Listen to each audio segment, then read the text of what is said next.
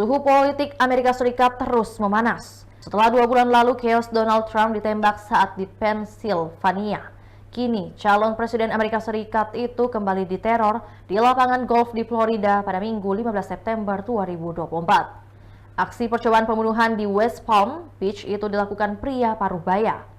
Pria bersenjata itu terlihat oleh agen dinas rahasia yang berada di depan Trump saat pemeriksaan keamanan di lubang yang dituju mantan presiden itu.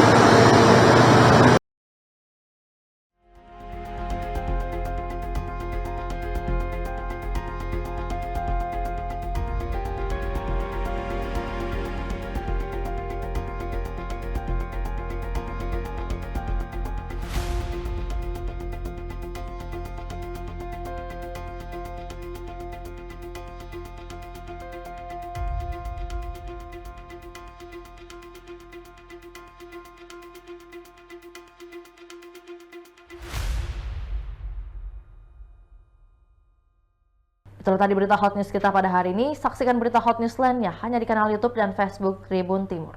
Download Tribun X sekarang.